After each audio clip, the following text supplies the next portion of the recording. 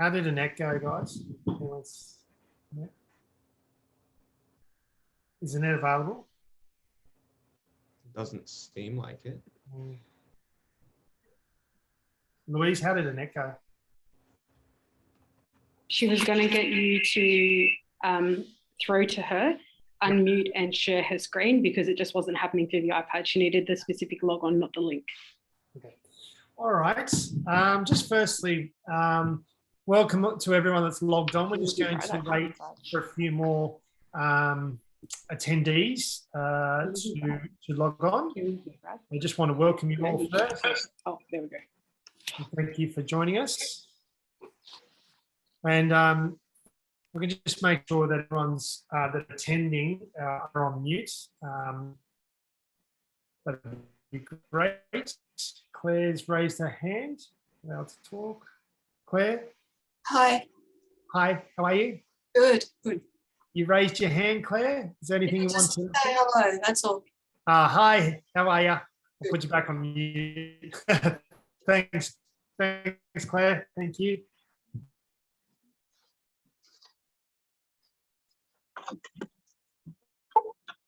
Hi, Amanda. How are you? Great to see you. So just had a couple more join us. We're just going to wait 5 minutes, everyone, and allow all our attendees to attend. But I hope everyone's having a good day. Everyone's safe and stress-free as much as possible.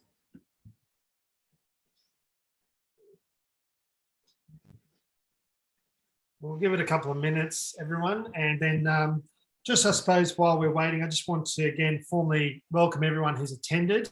We're really excited to. This is our first webinar as a company doing this, so let's see, we're a little bit scratchy on the technology side of things, but we're very excited to present this to you, and really. We're doing this for the purpose of looking after our community, especially our fellow providers. We want to give back to you all and make sure that you're looking after yourselves as well as all your clients at home, and you're doing everything possible to keep yourselves as healthy and safe, both mentally, physically, at home while you're working.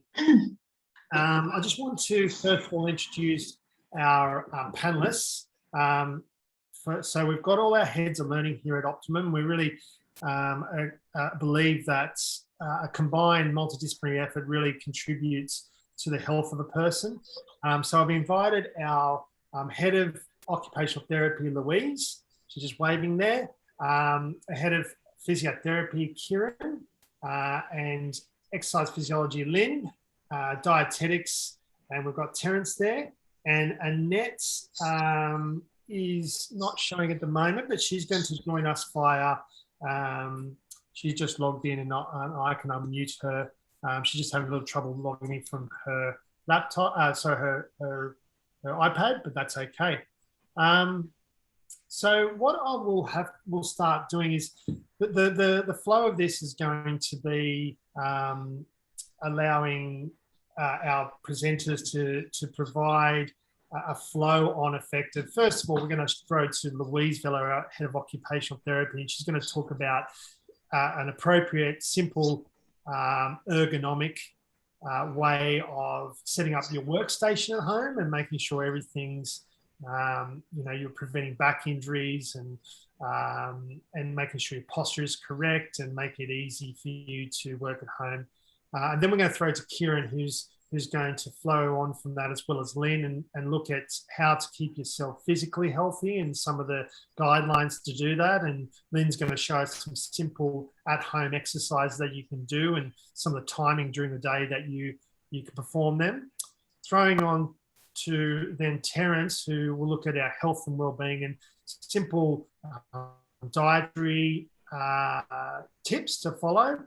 Everyone has their own flavour, but if you can just take some of these suggestions and put it into your own day, then it's going to be better than not having this information. So he's going to give you a couple of recipes here and there, and Annette's going to look at a really important area of, how to best communicate with not only clients, but other providers across Zoom, and just some real tips if there are any challenging issues that you find. So all in all, we're looking at that physical, mental and social approach. And so what I'll first do is introduce Louise Vella, our Head of Occupational Therapist, and she's just going to do a short presentation on the ergonomic setup of your home office. Go ahead, Louise. Thanks, Brad.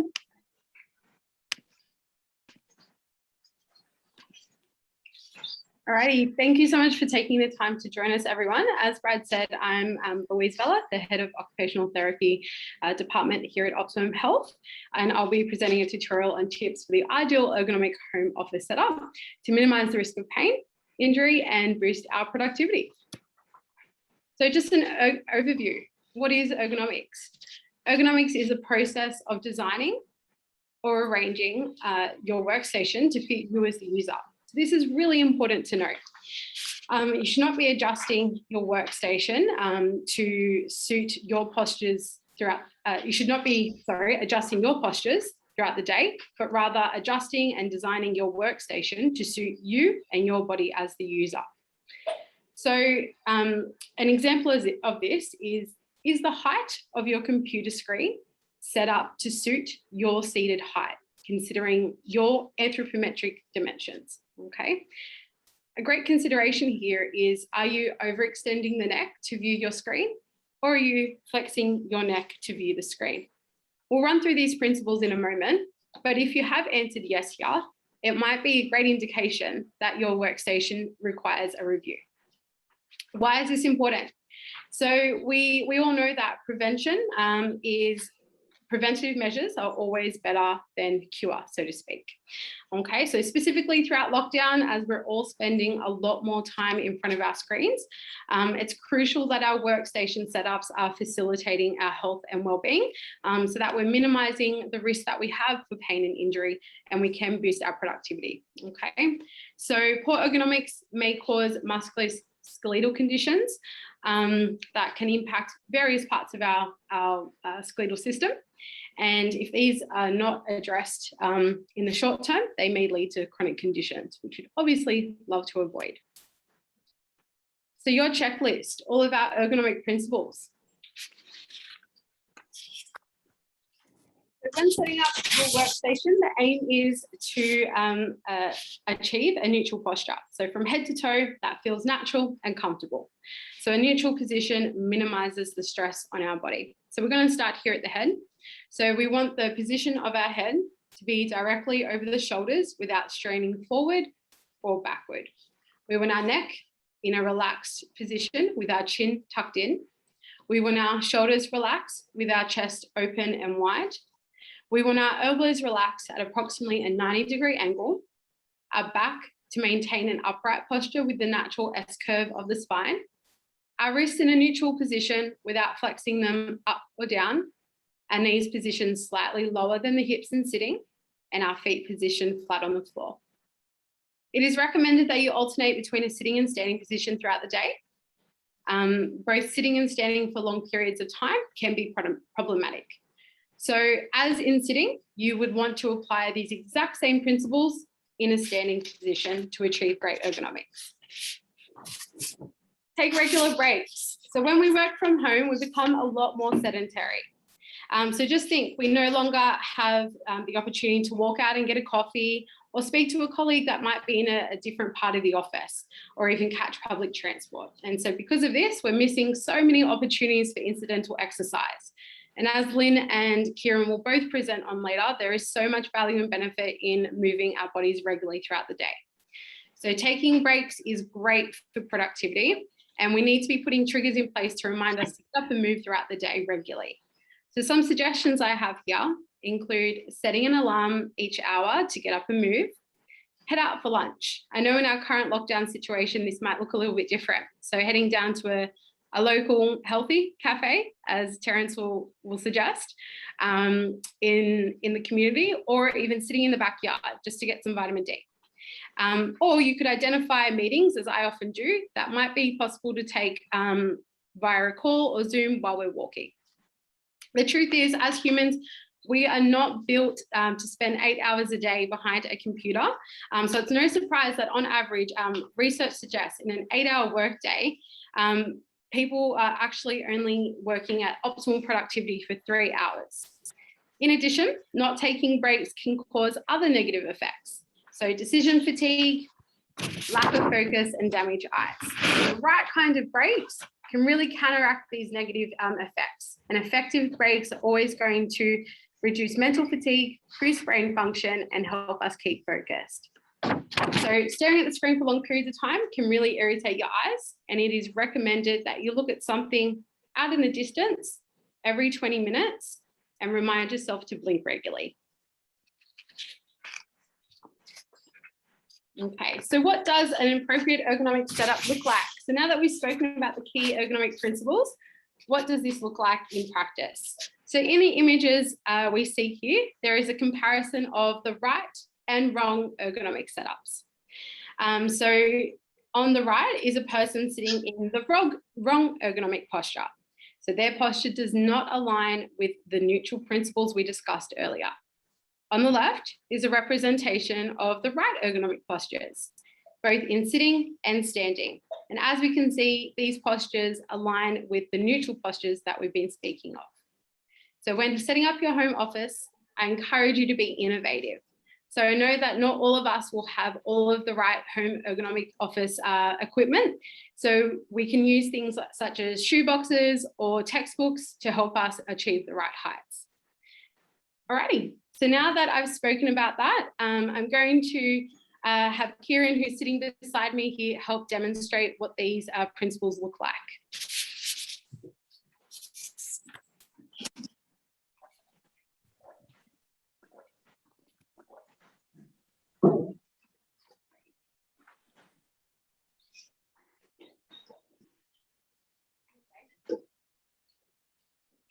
Stay with us, guys.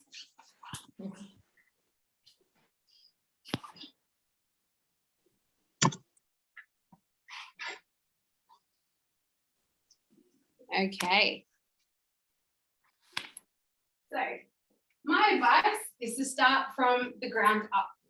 Okay. I'm actually going to move it back just a little bit more so you can see my head. Alrighty. So we want to be starting from the ground up here. So as you can see, we've adjusted the chair height so that Kieran's feet are positioned flat on the floor. This is providing him with a stable base of support. I recommend the use of an adjustable height chair so that you can adjust your workstation to suit you and your body as the user. From there, we want to further adjust the chair so that we can achieve a neutral position of alignment from the knee to the hip. And as you can see here, Kieran's hips are actually positioned just slightly higher than his knees, which is providing a really great ergonomic setup. Okay, so next we want to look at the postural support that the chair is providing. As we know, we have a natural S-curve to the spine. What I've done earlier is made sure that the back height is adjusted to fit that lumbar support of Kieran's back there. Working our way up, we want to ensure that in a nice neutral position at the shoulders, we're achieving a 90-degree angle when Kieran places his hands on the desk. So I'm just going to get you to pop your hands on the keyboard there. Perfect. Okay. As we can see here now, we have 90 degrees at the knee, hip, and elbows. We're lucky enough to have a height adjustable table here that we've adjusted to Kieran's height earlier. If that's not the case, what I suggest is that you adjust your chair so that you can, you increase the height of that chair, so that you can achieve that 90-degree angle at the elbows. That may then mean that your feet do not have a stable base of support, in which case you would be placing a footrest, shoebox, textbook beneath your feet to provide that support that we're speaking of. Next, we're looking at the shoulders. We want a nice neutral position at the shoulders. So I encourage you to take a deep breath in, out, and relax. And the position that you're attaining should be optimal. As you can see here, Kieran has a nice neutral position at the shoulder, at the elbow and shoulders. His elbows are not retracted backward. That would be putting strain across the top of the spine, which is what we would like to avoid. Moving to the tabletop now. Kieran, I'll just get you to move in slightly. Lovely. So we want to move the keyboard to the front of the desk, nice and close toward the user. To have the keyboard positioned too far out in front, that would actually mean that Kieran is overextending at the shoulders and reaching out, placing strain across the neck and shoulders, which is what we want to avoid.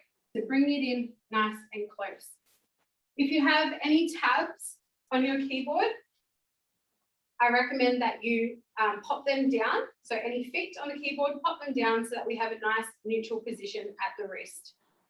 Next, we want to make sure that the mouse is within easy reach, so we're avoiding that overreaching. We look to the monitor screen, and we've used some boxes here to heighten that height appropriate for Kieran. So we want to ensure that he is looking at that top 1/3 of the screen. That is going to prevent any flexion and overextension of the neck that we were speaking of earlier, and will ensure that we're minimizing the risk of pain and injury. As you can see here, in alignment with the top 1/3 of the screen.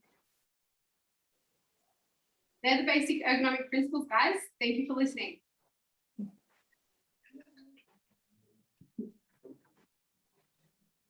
Thanks so much, Louise. Really appreciate that. And we're going to flow on to Kieran now.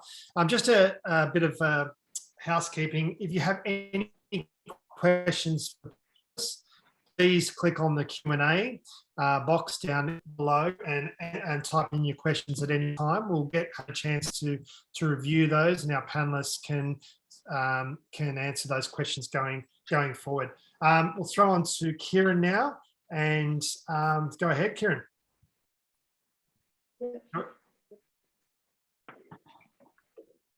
Sure. Awesome.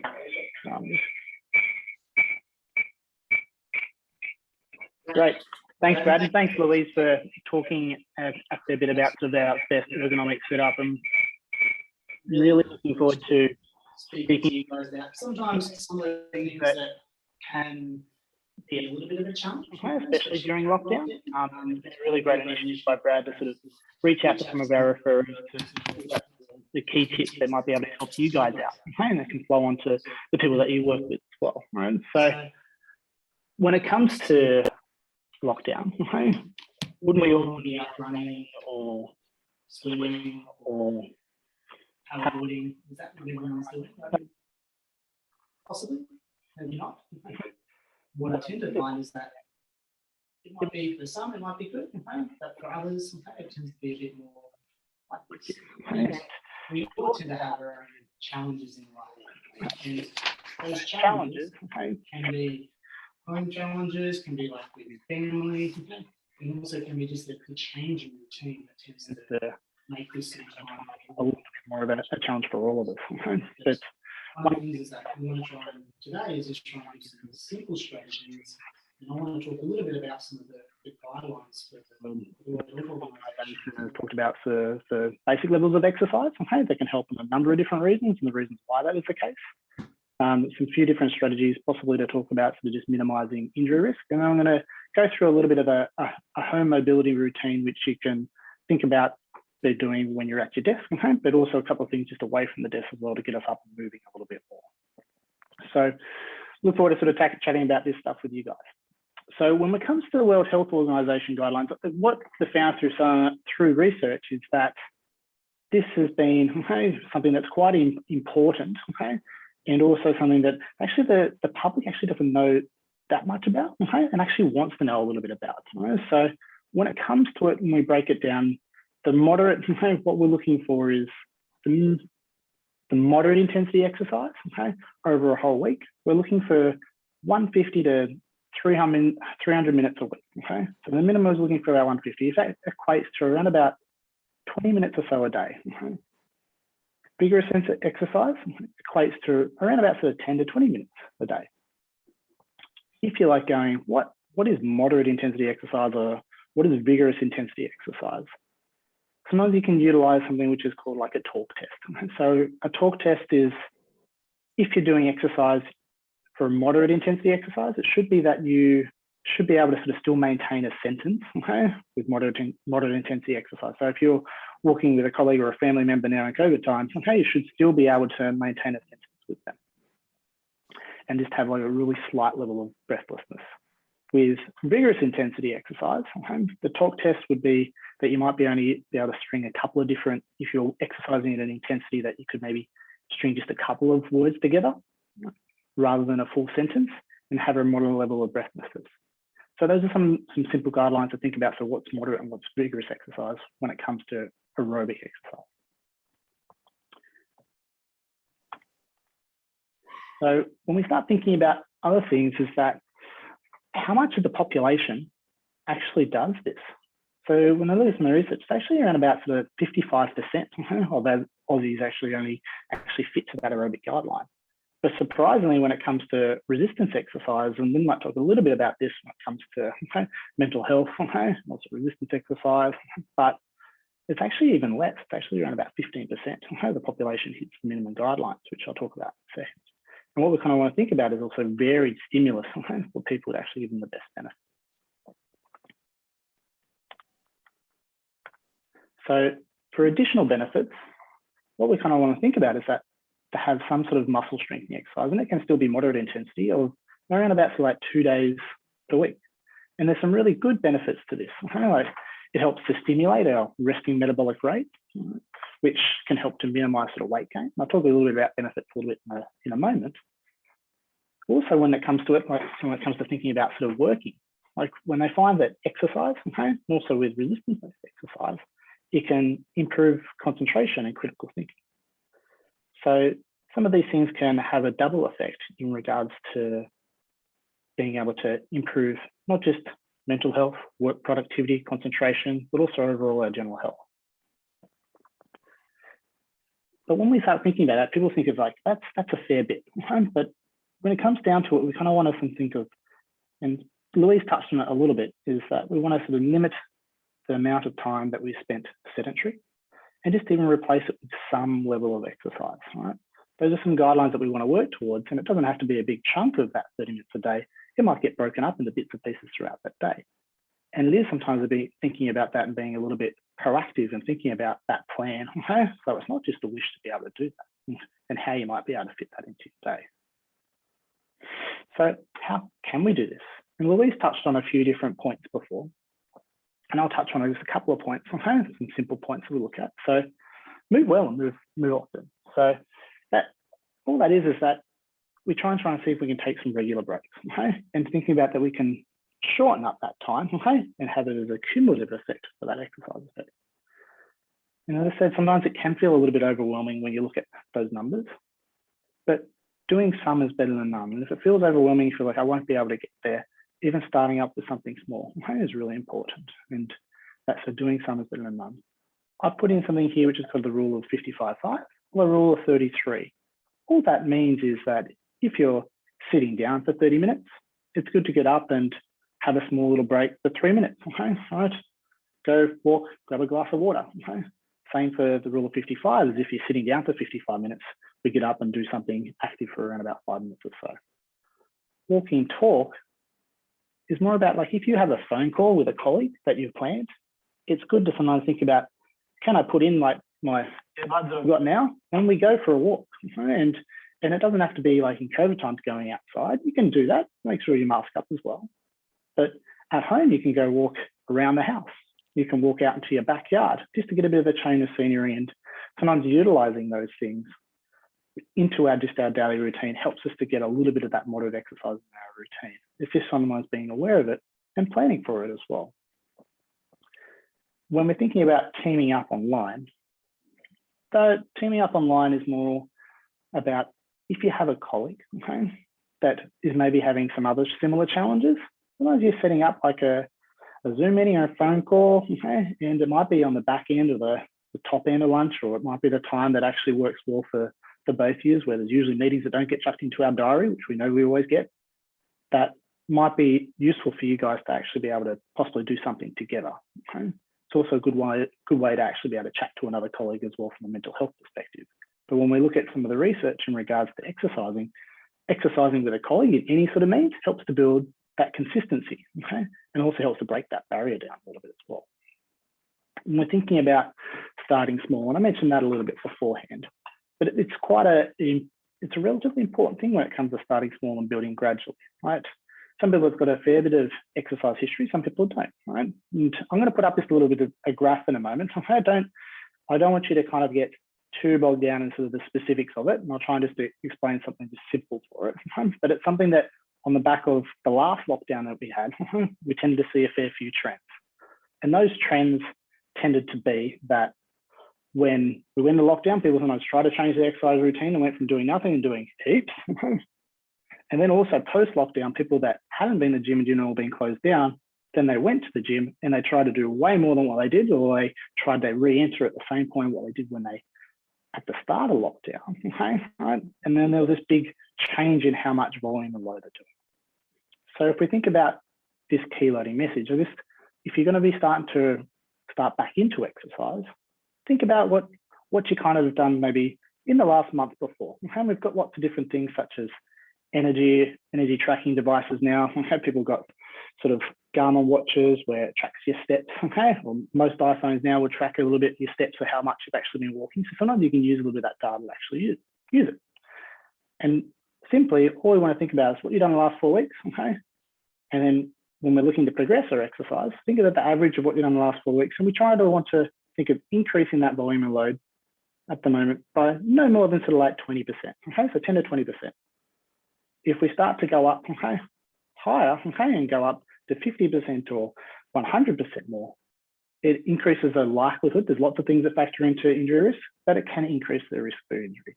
And what we found sort of post-lockdown is quite commonly when they look at the research in this is that people might run into issues about 4 weeks past when they've had that big peak, okay, that jumped up. So we kind of want to minimize that. So the biggest thing is that we want to build consistency and start small, okay, and then build that consistency up. So what are the benefits of exercise? And Louise has talked about it a little bit, okay, but improves concentration, work productivity, mental acuity, okay, awareness.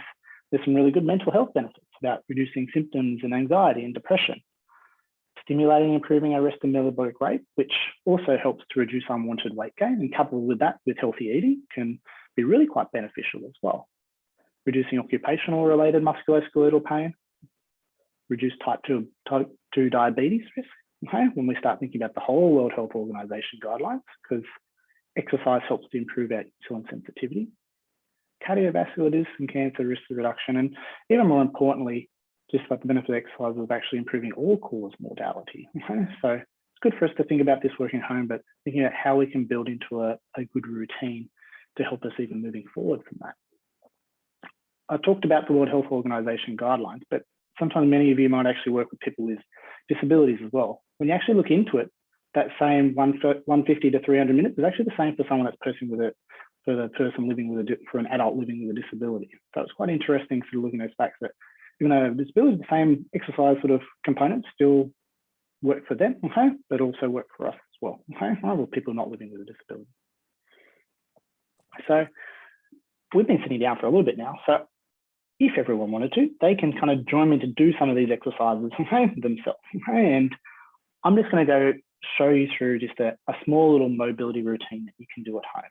Brad's going to be sending out just like a summary of a lot of the things that we've kind of talked about, okay, after this webinar. Okay? And this might just the summary slides sometimes can help jog your memory. Okay? But sometimes when we start looking at doing stuff, it actually helps us, okay, to retain it as well.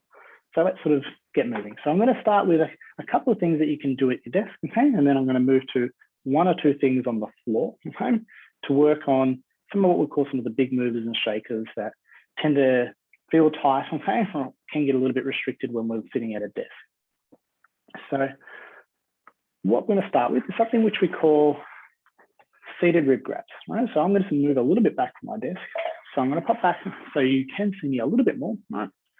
So ideally what we're looking at here, we're going to cross our legs over, And I'd like my team, if they can do this themselves, that would be great as well.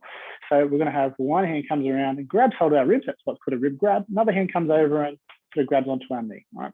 The important part of some of these mobility routines is also looking at breathing. Right. Breathing is really an important part. Think of nice, slow, relaxed breaths rather than holding our breath. When we do nice, slow, relaxed breaths through this, it helps us switch on our chill out system or our parasympathetic nervous system, which helps to damp tension and tone down. If we hold our breath, it upregulates our stress system.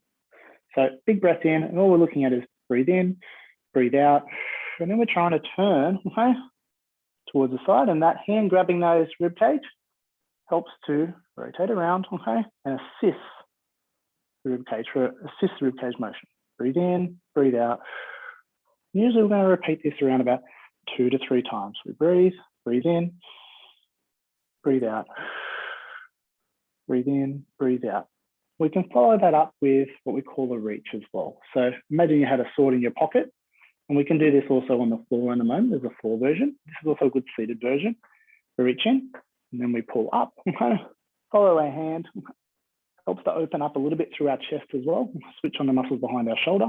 We come down, breathe in, breathe out. Good to get to that end point, then cycle that breath there, breathe in, breathe out. Usually we're just doing 3 or 4 reps on either side. If you find one side is a bit more of a challenge, then do an extra set on that side. I'm gonna do something which is called a modified inchworm, which is at the desk for beginners. And then I'm gonna show you an inchworm to Superman on the floor in a second. And then we're gonna go through a couple of things just for our neck when I come back to the chair. Right? So when we're looking at the modified inchworm, we're just going to move this over here. All right.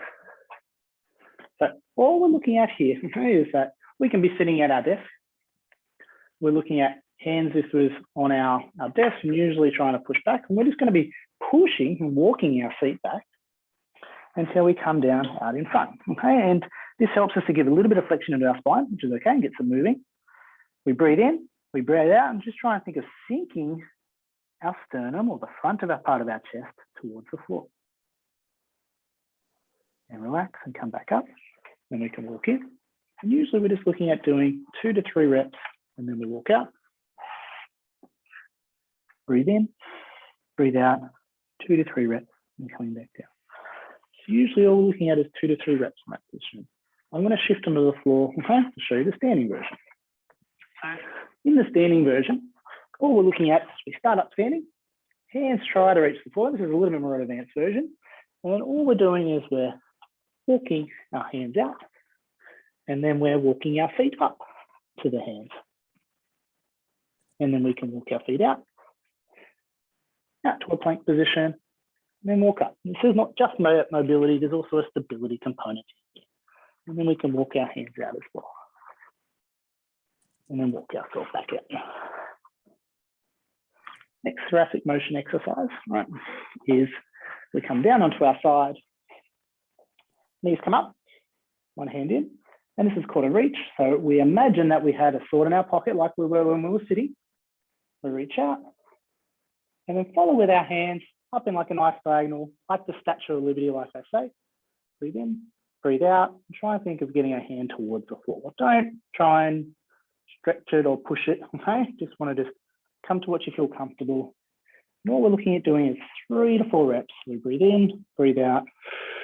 Remember to breathe, don't try and force it. And then we'd switch over and go to the other side. Pull the sword out of the pocket, up like the Statue of Liberty. You'll feel tension through here, can be a bit behind your shoulder, and then come back down, reach in, reach out from there.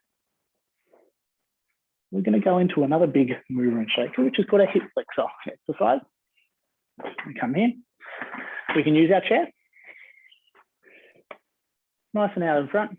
When we're here, hand comes on the back of the chair, or if you've got a foam roller, that's even cooler. Okay, but chair is really nice and easy. Push down into the chair, and then we're just going to try and see if we can squeeze our butt. And then just imagine that we're just sinking just our hip forward about half an inch, inch and a half. Breathe in, breathe out, breathe in, breathe out. And then we repeat it a couple of times. If you want to do an advanced version, you try and reach to the ceiling, squeeze your butt, breathe in, breathe out, breathe in, breathe out. Cool. Coming back to our chair now. So we can also look at doing, we'll call some self-releases, okay, for our shoulders. One hand comes up on top, okay? You can find there's some tension just in through upper traps, nice big squeeze. Then all we can look at doing is turning left, right with our head, usually 20, 30 seconds, and usually that tension just can help just to dampen down a little bit. It's not going to go to zero, but we're looking for it to drop down around about 40 to 50%. You can change to the other side, and it might be just 2 or 3 different areas. Squeeze, okay? Find just that tight, sometimes it can be a tighter point, or there's maybe an area with slightly a little bit more tension. And you can use this with your hand, or sometimes people will use a massage ball as another option to do this. And then all you're looking at doing is you find that point, and then we're just moving your head left, right, okay? Moving over that tissue, up, down, really 20, 30 seconds, and we're expecting it to dampen down. Not necessarily to zero, about 50%. And it's only 1 or 2 points, okay? Don't try and do it for 30 minutes. You're only trying to look at doing it for 1 to 2 minutes total. Final ones is more looking at what we say, some of our neck musculature, okay? So some of the muscles around our neck, sometimes they feel tighter. It's usually because they're a little bit weaker.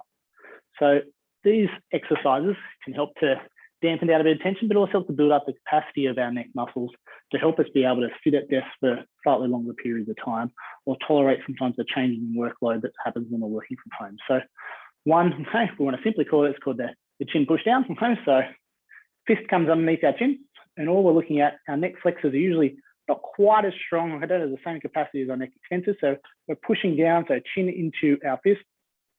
Our head doesn't really move, it just pushes into our fist. And think about pushing down around about 50 to 60% of what you feel like you can do.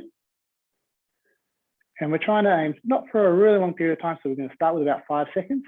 We're just going to do about 5 seconds times 5 to begin with. As it gets better, as you feel more tolerant, then you can work towards 5 seconds times 10, okay? And then shift to 10 seconds times 10.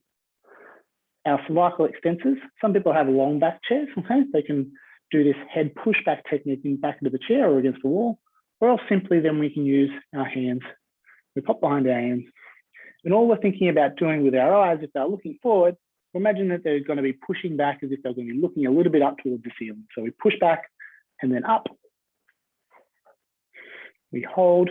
And for these muscles, as I said before, they've got a little bit more capacity. So we're going to try and hold for a little bit longer. So between 20 to 30 seconds. And we're going to try and see if we can do around 2 to 3 repetitions. And these are good things to get into a routine, okay, of doing, which is going to help us make us a little bit more tolerant, okay, of some of the muscle groups that are there. And tolerant of looking at screens and also working from home. So that's just a couple of sort of like simple key messages, okay, right, about sort of like trying to increase a little bit, or starting to try and increase a bit of our exercise routine when we're at home working from home, and also a little bit of a mobility routine that we can start with. At the moment, I'm going to hand over to Lynn, our exercise physiologist, and she's going to kind of talk a little bit about sort of like mental health in the workspace, okay, and also start going through a little bit of like an exercise type routine. It's a little video she might show you as well, if that's what. Okay, thank you. Thanks again, guys. And if you have any questions, feel free to forward them through to me. Yeah, thanks very much, Kieran. Yeah, so my name's Lynn, and I'm just going to go over the benefits of exercise on your mental health. Now, you know, years ago when I was at uni, it was, you know, told that you needed to do 30 to 60 minutes of activity in one go. And of course, that's put a big barrier up for a lot of people. And the latest research has actually shown that smaller increments of 5 and 10 minutes throughout the day can be just as beneficial on your blood glucose, blood pressure, and also your muscles. So I'm actually just going to go over my screen.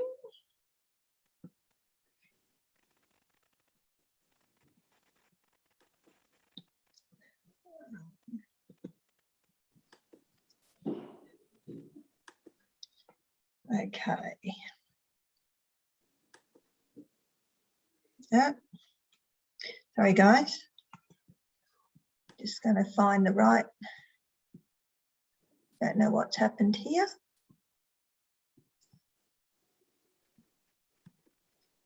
You're on there. Then you're on. Yep, your presentation was up. Yeah, I know, but it's on the wrong slide. Okay. Just go your arrow back.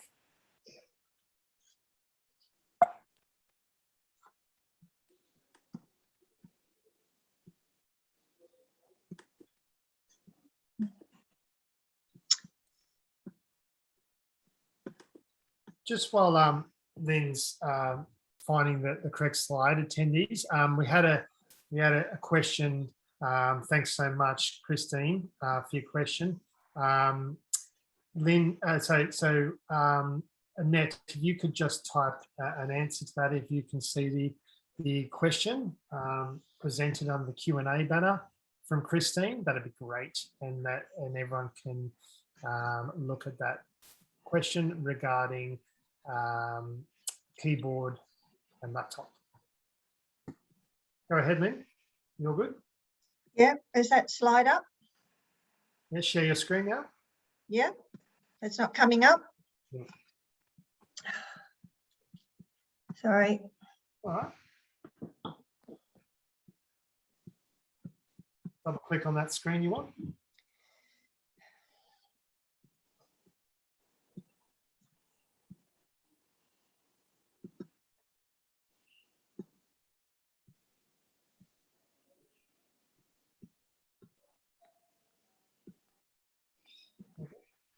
There we are.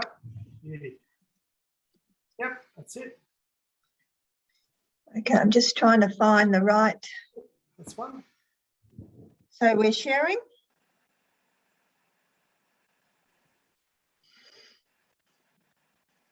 Okay. You're good to go, Lynn. Okay, so because of the effect on our mental health that COVID has had, inactivity's actually increased, which means we probably will see a substantial increase in things like mental health, diabetes, blood pressure, etc. So there's been some sort of studies saying that there's been quite an incremental amount of people accessing mental health services over the last 18 months, which really isn't surprising. So that's why the effect of exercise on our mental health is so important. And as I mentioned, a lot of the barriers that I see is particularly with older people that come in and go, well, I can't walk for 10 minutes or I can't walk for 30 minutes. So it's educating people that little things like just sitting and standing can have such a profound effect on our muscles. The act of sitting and standing actually works everything from the backs of our legs, fronts of our legs, our tummy and our back muscles. So it's, you know, little things like that throughout the day, even with people that are incapacitated in a wheelchair, just moving throughout the day can have a big effect on longevity. So it's been a very big concern. As you guys out there would know, it's very hard at the moment accessing any facilities for psychological or mental health plans because of the effect that it's actually having on people, particularly down here on the South Coast. So how can we actually try and benefit people? One of the studies that has recently been done is the effect, as Kieran mentioned, the effect of aerobic exercise, which, as you know, is cycling, walking, swimming, as well as your resistance training. And of course, what I've noticed over the past years is you mention resistance training and people sort of glaze over and they have a vision of Arnold Schwarzenegger. But in actual fact, as we're aging, our lean muscle tissue can decrease, which then makes our metabolic rate decrease. So that's why as we age, we actually put weight on. So just doing some very simple exercises, which I'm going to show you in a minute, can actually have an effect on promoting that the decrease in that muscle loss. So as I said, because of the pandemic, we're noticing a lot more of an exacerbation of illnesses. And as Terence will go over, eating disorders People get bored because they can't actually get out, so they're actually eating a lot more unhealthy, and I'm sure Terence will go over that with us. So it's educating people to move it or lose it, as well as also increasing the amount of good nutrition that they're putting into their bodies. So the effects of exercise, that can improve your sense of control, your coping mechanism, your self-esteem. As I sort of mentioned before, it has a profound effect on decreasing your effect of your diabetes, blood pressure, and a lot of mental health. So exercise can also distract you from negative thoughts. And of course, at the moment, there's a lot of people having negative thoughts. What's going to happen? Or their holidays have been cancelled. Exercise too has an opportunity for you to socialise. I know we're kind of a little bit less affected down here because we can actually get out and socialise and exercise with people. However, just getting out in the fresh air, which I'm going to talk a little bit about, can actually have a profound effect on your mental health. All of those levels of chemistry in your brain, sunshine actually increases serotonin, which is your happy hormone. So getting out in the sun for as little as 10 minutes a day can actually help you feel a little bit less stressed. So obviously, a lot of people debate this, but exercise can increase your energy levels. I don't know whether you guys that sit in front of a computer all day would know, you do 8 hours in front of a computer, you haven't done a lot of standing, which Kieran has addressed, and you think, oh, I've got to go to the gym and I'm just really exhausted. But ultimately what happens is after you go and do a little bit of exercise, maybe at the gym, you actually feel a little bit more energised. Physical activity too can be good for your frustrations, particularly if you're a little bit pent up, a little bit of boxing, hopefully not on your wife or your husband, but at the gym or with a partner can be very beneficial, very cathartic. And as I said, exercise is going to actually release or reduce a lot of the skeletal muscle tension. So as you can see, those benefits of exercise are quite profound. And this is something that I've sort of looked out of over the years, is the effect of sunlight and vitamin D. Now, you get vitamin D from your sunlight, and it's been well documented that in the northern and the southern hemispheres that don't get a lot of sunlight, that there's that SAD complex, which means that the lower intake of your vitamin D can actually have a profound effect on your mood. So for those of you who go to the GP, it's always good to maybe get your vitamin D levels checked, particularly here, because we're in an office environment. We don't get a lot of sunshine over winter. I've had patients that have come in with quite severe depression. I send them off to the GP, they get their vitamin D levels done and it's quite low, put them on a supplement, and lo and behold, within a month they're gone, wow, I've got more energy, I've got less pain, and my mood is good. So believe it or not, vitamin D can actually help with all of those symptoms, particularly with pain and depression. That low serotonin effect can give you a higher risk of major depression. Also, something that's interesting, and this happens in Europe, is they put people, when they've got depression or chronic disease, in salt caves. So if you've ever noticed, your exposure to the sun and ocean air, you feel quite lighter. So the negative ions, which sound like the bad guys, that's the thing that you get from the salt air, is actually really good for your mental health, whereas fluorescent lights give you the positive ions, which can actually affect your mental health and actually have a down effect on your mood.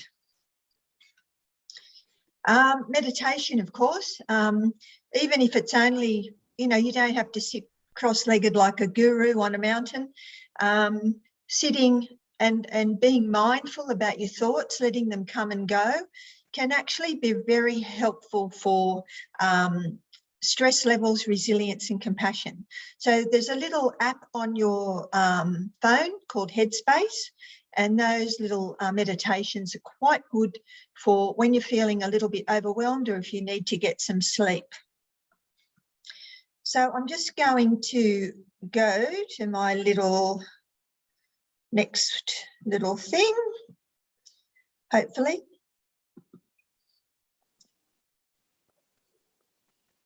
Yep. And this is just a little video that I did because I'm here on my own today. So this is something I prepared earlier.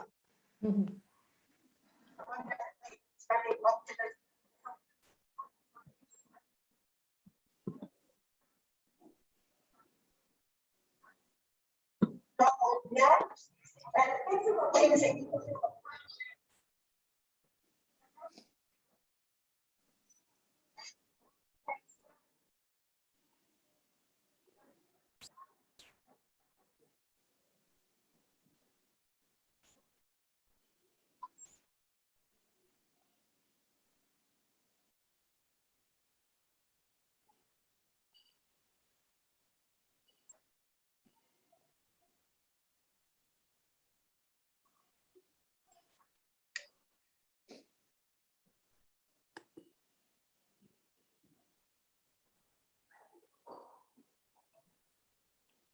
Lynn, is there any chance of increasing the volume, the video?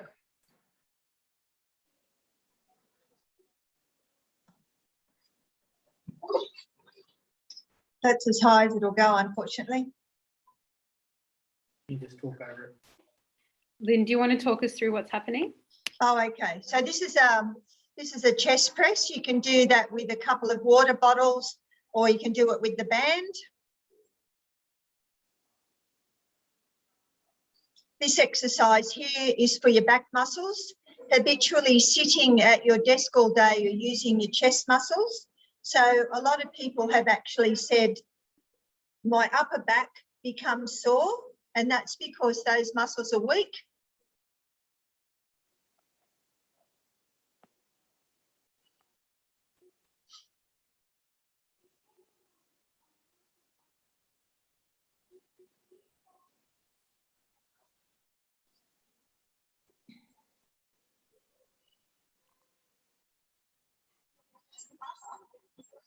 This one's for the front of the arm, the biceps.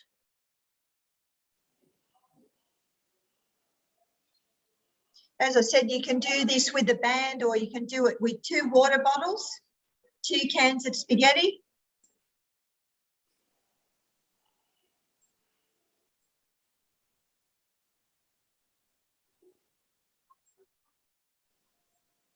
Triceps is the back of the arm.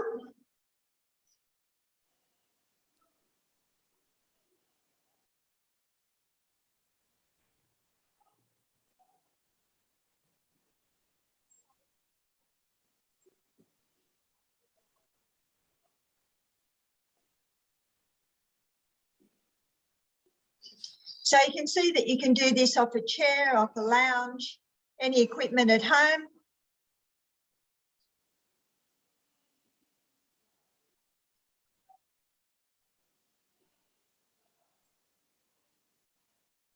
This one's a really good one you can do of a morning and night on your bed. It's called the bridge. It works all of your abdominal muscles and all of your back core muscles and your buttocks muscle.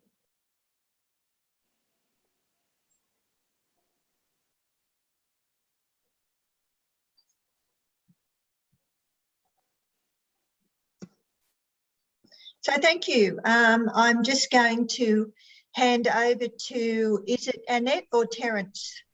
It'll be Terence, and then followed Yep. by Terence, Okay. our head dietitian.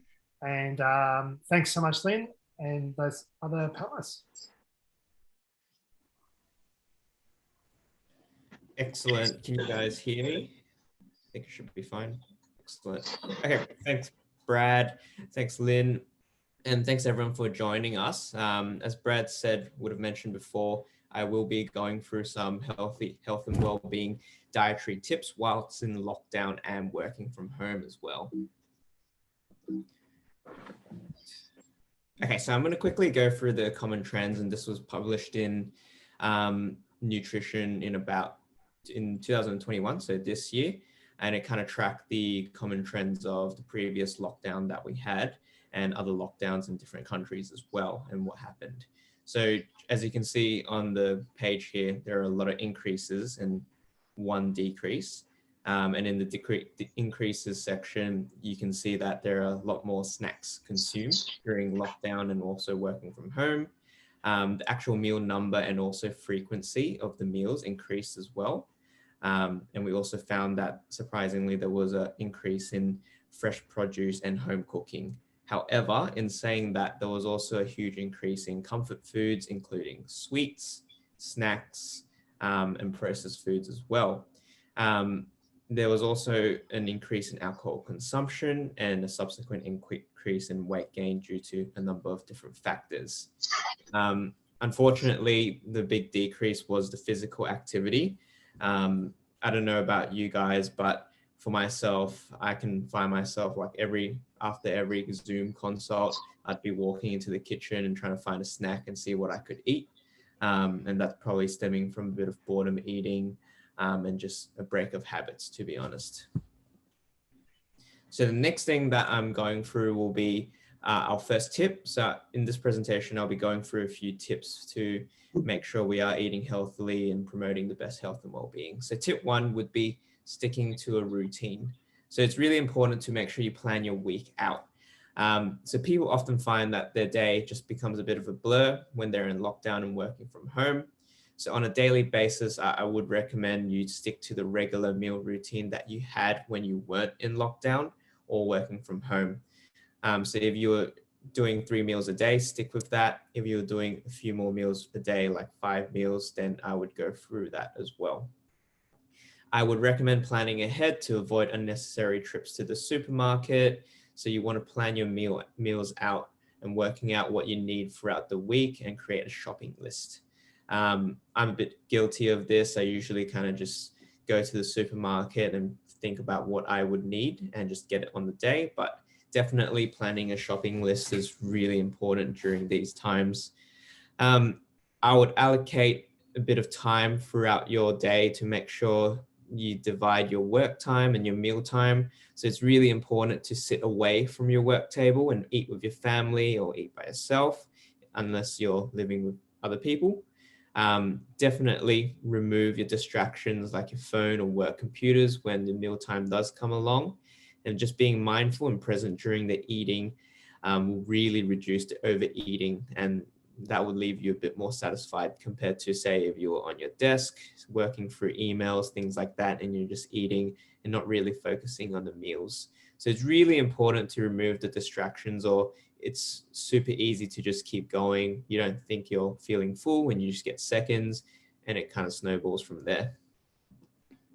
So included will be a meal planner, which we'll send through to all the participants. So it's really simple. You just want to allocate time for the breakfast or snacks or lunch and dinner, and you can plan what you want to have throughout the week. And you can kind of repeat this on a weekly or even a fortnightly basis, depending on what you feel like. Now, next tip is really deciding what to eat. So obviously, the best thing to do is to stock your house. That includes your fridge and your cabinet with the most nutritious foods. The more nutritious foods you have on offer, the easier for you to eat the nutritious foods. It's quite self-explanatory. So you want to kind of surround yourself with the 5 food groups, including fruit, vegetables, grains and cereals, lean proteins such as egg and seafood, and dairy products. It's important to have variety. If you're going to get the same foods for yourself every single day, that's when it gets boring and you want to go for sneaky foods here and there. So frozen fruit and vegetables are really good alternatives if you're limiting your shopping trips. Canned varieties are also quite good as long as it's low in sugar and salt. Okay. The most important thing is healthy snacking. Make sure you do snack between your meal times, or you're going to be really hungry when the meal times do come along. So this is an example of some healthy snacks, and that's going to be included as a resource as well. For example, I've tried some of these myself. So you can go for the Vita-Wheat 9-grain biscuits and choose any of the topping ideas like avocado, sliced tomato, even low-fat cheese, for example. So that will be included. We also have a section on making your own healthy snacks. So with the increased time that you might find yourself at home, you can spend this towards making your own healthy snacks. So it'll be cheaper for sure. For example, there's a healthier muesli bar or protein balls or roasted pita chips. And this will be sent to you guys. So tip 3, get rid of it. So if you think about it, if the food's not there, you can't eat it. So you want to make sure you're choosing the right things when you are purchasing it from the supermarket. You want to limit the highly processed foods. So the things you want to watch out for is the saturated fats, sugars, and salt, and that's commonly found in the processed foods. You want to try and avoid the sugary drinks and drink lots of water instead. If water's not your thing, try adding fruits like lemon or lime in the water, and that adds taste to it. So you want to watch out for your favorite foods. Don't stock these too much in your house, and you want to store the discretionary foods and snacks in the back of your cupboard or fridge so it's less accessible. So it's kind of like a out of sight, out of mind kind of thing. Of course, there's nothing wrong with the occasional treat. I would recommend probably about 1 to 2 times a week where you do have the things that you do enjoy, like ice cream, for example. But as long as you're moderating it, that's going to be the best case scenario. In the notes as well, we have included a label readings guideline. So if you're planning your shopping, you're looking at your shopping list and you want to decide between products. If you're online shopping, for example, there are a few tips here to help you kind of choose what products are better than the others. For example, like I mentioned before, you want overall low total and low saturated fats. Sugar aiming for about 15 grams or less per 100 grams, and sodium as least as possible. And moving on to the next tip, refining your cooking skills is a big one during working from home or during the lockdown. Without the option of dining at pubs and restaurants, take the opportunity to really brush up on your cooking skills, dust off those cookbooks and get inspired. I'm sure everyone has a cookbook somewhere in their house that they haven't really touched in a few years. So now is the best chance to kind of go through that. If you don't have cookbooks, go on YouTube, watch cooking shows. Generally, most people have longer periods at home, so it's perfect to spend the time doing some cooking. Do it with your family, doing it with your kids. It can be a really healthy family activity for your mental health as well. There's also going to be huge benefits to your health. Research shows that those who frequently eat home-cooked meals have a better diet quality and are less likely to be overweight and have excess body fat. So this is a really good opportunity to do a bit more home cooking. So like I said, all those resources will be presented and will be emailed to you, I believe. And thanks to the George Institute as well, because those tips as well is kind of like a guideline from the George Institute. And thanks for that. I will pass on to Annette now, who will be going through some communication tips during the lockdown and working from home. Thank you. Thanks so much there, Terence. And we've got on the final stretch, everyone. That will be with our head of speech therapy, which is Annette Ivanos. Annette, are you able to? Yep, I can. Can you all hear me? Right, can everyone see Annette's presentation there? Yep. Okay. Awesome. Annette, can you see your own presentation? Yes. Yep, I can see it. Awesome. Great stuff. Excellent. Thank you. Thanks, everyone, and thank you for the presentation so far. So today I'm just going to go through a few communication tips. Communication's fairly broad, so next slide, Brad will go over the overview.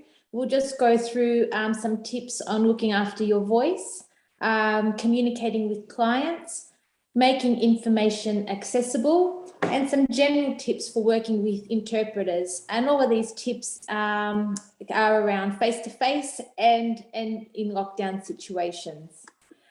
Yep, so looking after your voice, I guess our vocal folds are muscles that need to come together in a rhythmic way to be able to create the vibrations and create the sound.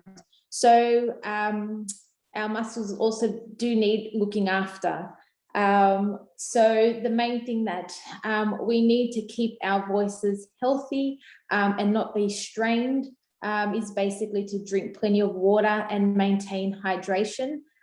So keeping a bottle of water on our desk for all the meetings, phone calls, and everything that's happening at the moment. And also, I guess, having that need, we kind of feel that we need to project our voice even more when we're talking more through a screen or over a phone. So keeping hydrated is really important. Our voice as well, there's a link between fatigue and overall body and muscle fatigue, and also vocal fatigue as well. So we need to get enough rest, and in terms of the hydration, avoiding caffeines and smoky other irritants and dehydrating substances. So in terms of also that projection of our voice through the screens or over phones all the time, I guess we want to be able to minimize background noise and use amplification if needed, whether some people might need a little mic put on them or something, just to help your voice project further without you having to actually strain it. Having some vocal rest is important too. So you might alternate tasks where you've got some back-to-back meetings that require you to constantly use your voice, and then you might, have other tasks that are written tasks or other things that you need to do that you're giving your voice a bit of a break before going on to more vocal tasks. So this is just what we call vocal hygiene, basically.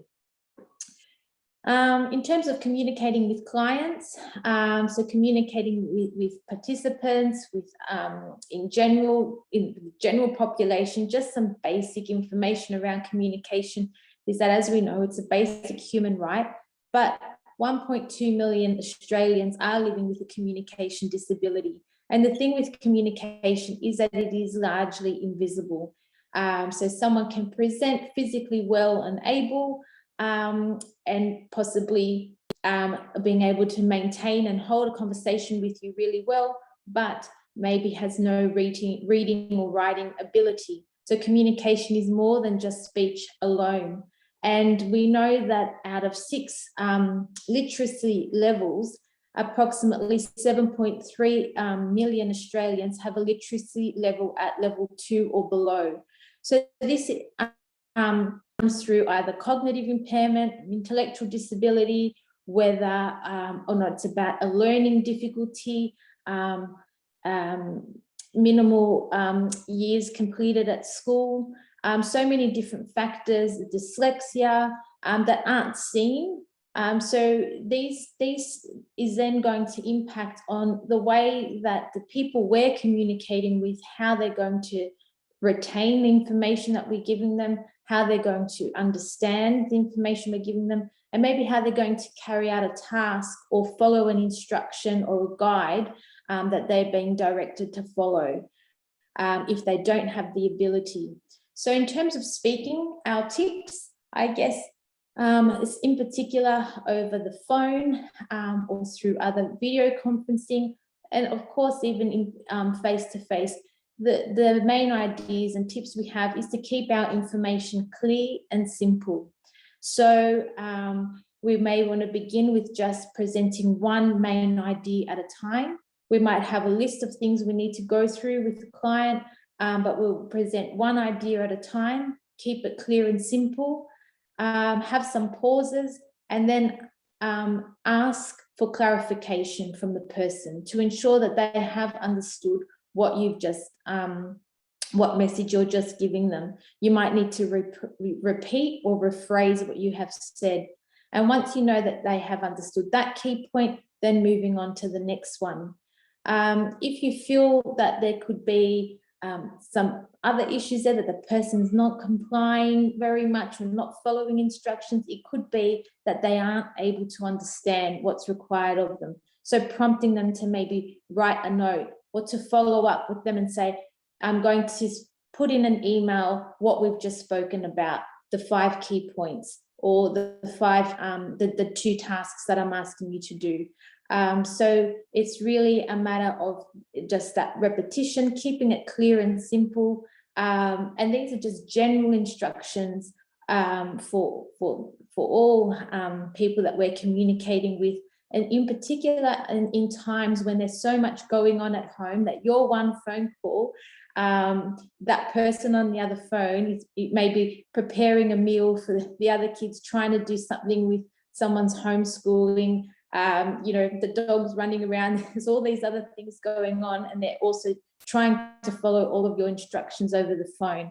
So it's really important, I think, to the rephrase, asking for the clarification and possibly following up with some written information as well. In terms of our writing, we're just going to go through 2 different forms of writing. One is writing in plain English and one is using easy English. And we'll just go through what these styles of writing are. So in terms of plain English, it's basically like these speaking tips we've just spoken about, but in a written form. So our writing is very quick and easy to understand. Our form of writing is basically so that the reader or the listener, if we're doing it in spoken form, should be able to take the informed action based on the information we've given. And plain English is basically used to reach a general audience. So we're not talking about people with an intellectual disability or anyone. We're talking about a general audience and making information clear and succinct.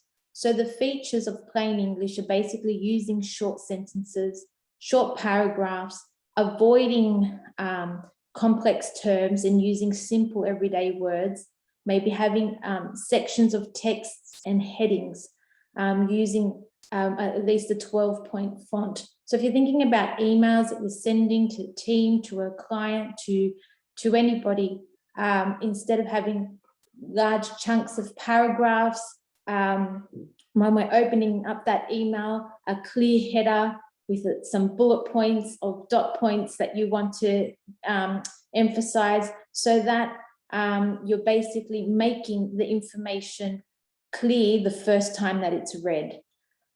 So this is just, so I guess what we have here is a link to a website that has an A to Z guide of alternative speech. So just using short words, concise words, short sentences, and just being simple and succinct in our written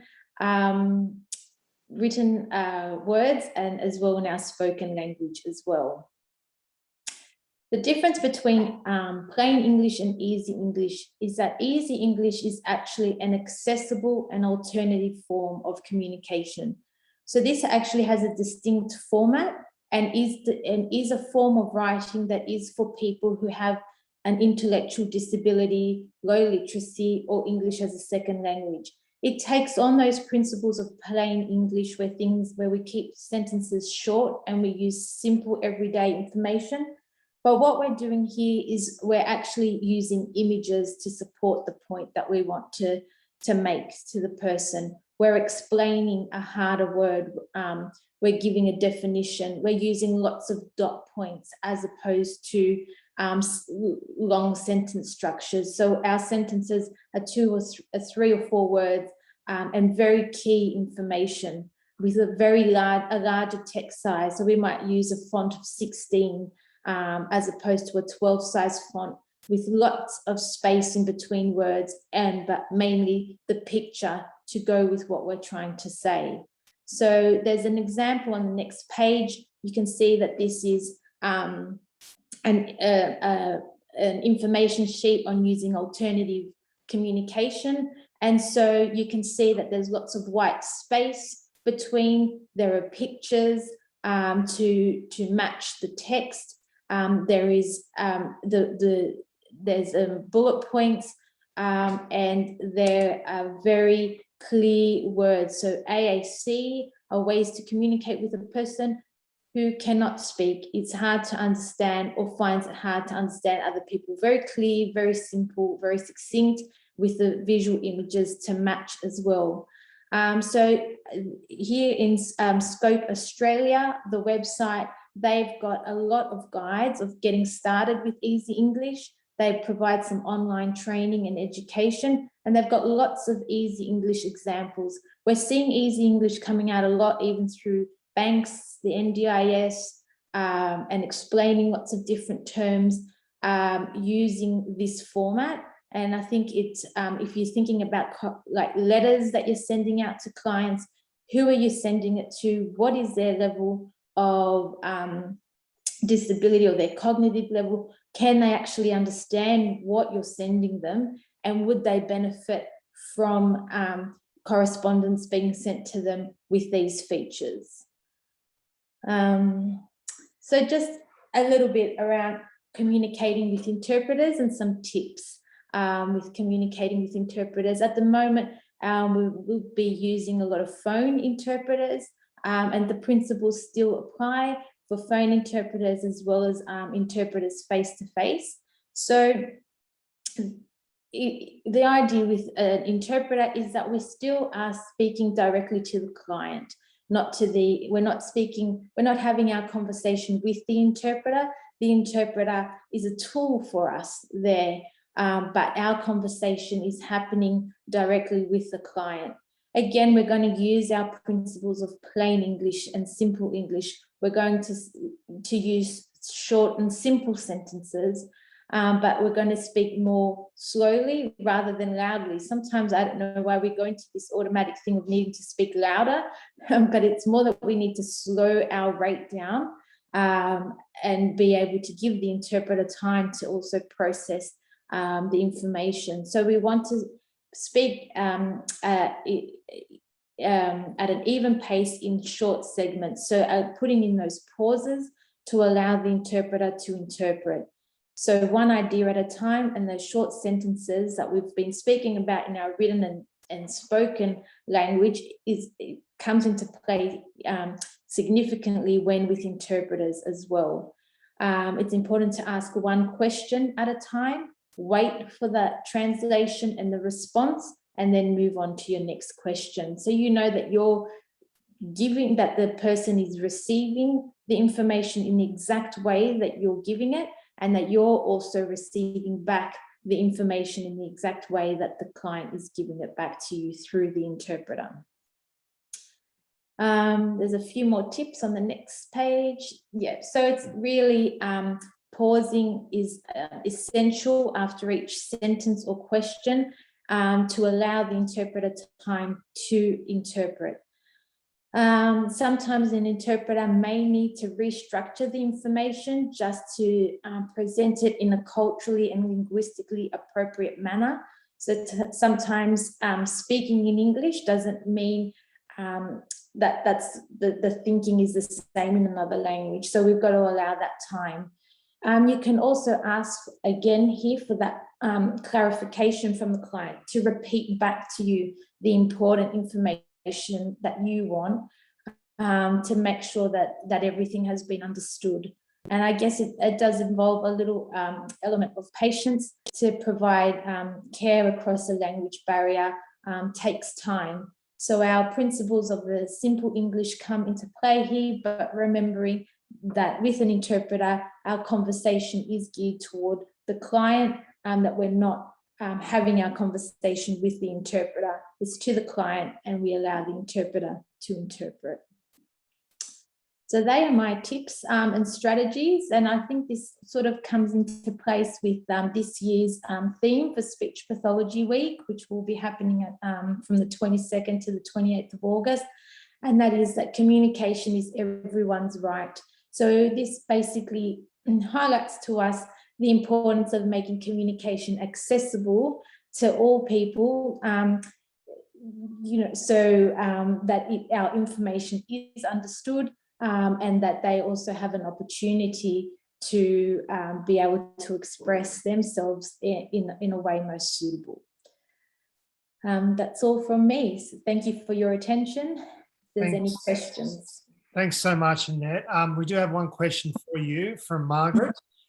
Is there a website where we can find more information on augmentative communication?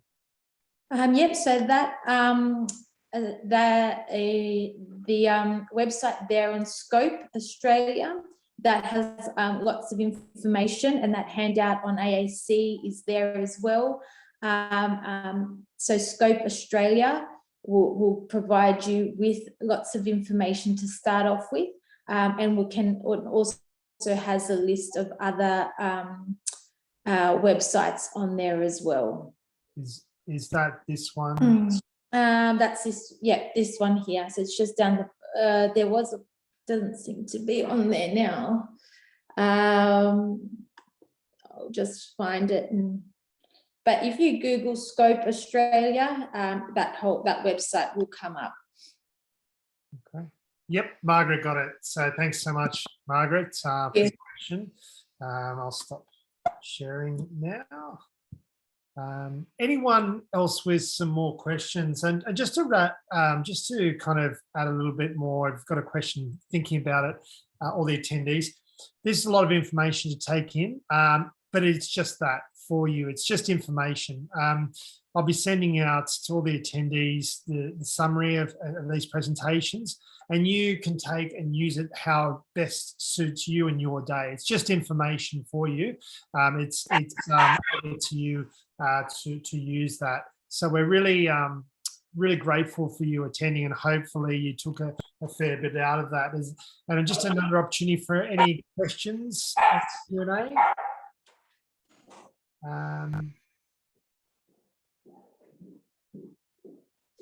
And if there are any that you think of later on, everyone, then please just email either myself, and I can I can pass it on if I can't answer it, and we can contact you directly. But all of us are able to be contacted directly, so we're really keen to help any way we can, not only with your clients if you have any, but also with yourselves. We want all our referring and other provider partners to stay healthy and well, especially during this time of lockdown. Okay, it doesn't. And Mary said that she's already adjusted her chair and desk and completed some exercise. So brilliant stuff, Mary. Fantastic. We love it. That's great. Awesome. And thank you for everyone attending. And I know your time is precious, so we might end it there. And I will send out everything going forward. But again, a massive thank you to everyone that's taken time out. I know that a few people had to leave, but that's okay. And I'll send that out. So have a great rest of the day and week, everyone. Thank you to all our panelists. Everyone. Brilliant. Thank to everyone. Thank you. Thank you, guys. Thank you. Bye. Bye. Keep well, keep safe. Bye-bye. Thank you.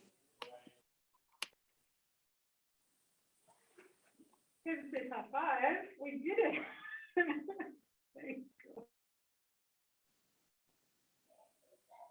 Hi, can everyone see me, hear me? Can hear you, but can't see you.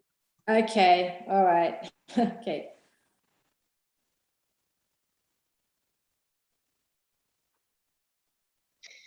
Can stop recording now, Brad.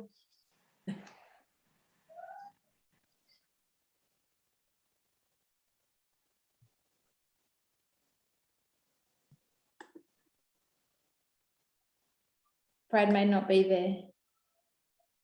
You don't think he's frozen?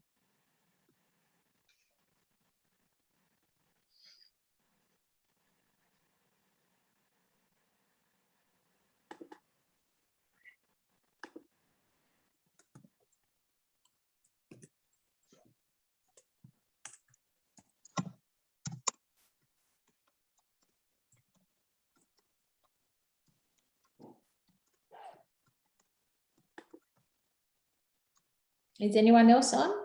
No, I'm on. Okay, maybe we don't need to be on, Lynn.